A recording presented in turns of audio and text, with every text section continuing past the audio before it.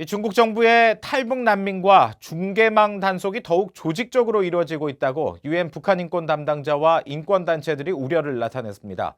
중국 외교부는 그러나 이 탈북민은 불법 입국자들로 법과 원칙에 따라 다루고 있다고 주장하고 있습니다. 김영권 기자가 보도합니다.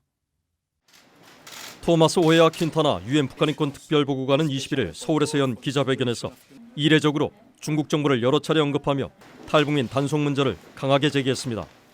Information suggests that China may have recently strengthened the search for North Korean escapees in collaboration with the government of North Korea.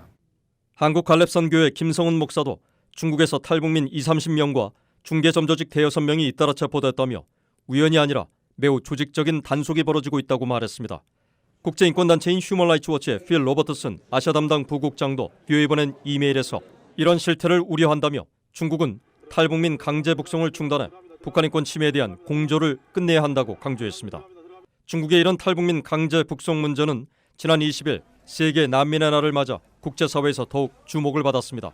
미국의 북한 인권 단체인 링크는 동영상을 통해 자유를 향한 탈북 난민들의 3,000마일 여정의 위험이 커지고 있고 중국 정부가 탈북민 감시와 단속을 강화하고 있다며 구출을 위한 도움의 손길이 절실하다고 호소했습니다.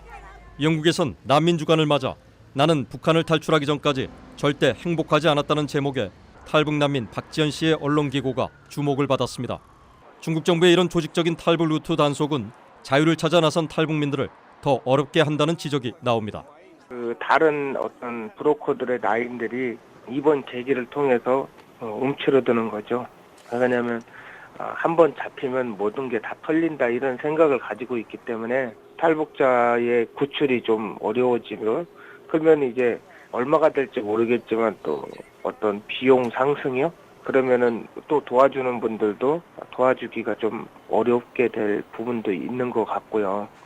미국의 대북 기독교 단체인 북한의 자유를 위한 미주 한인교회 연합의 손인식 공동대표는 VOA에 다음 달 워싱턴에서 열리는 제10회 북한 인권 집회에서 중국 정부의 탈북민 탄압 문제를 강하게 제기할 것이라고 말했습니다. 중국 외교부는 그러나 로이터 통신에 최근 체포된 탈북민들 상황을 알지 못한다며 이들은 불법 입국자들로 국내 국제법과 인도적 원칙에 따라 다루고 있다고 주장했습니다. VOA 뉴스 김영권입니다.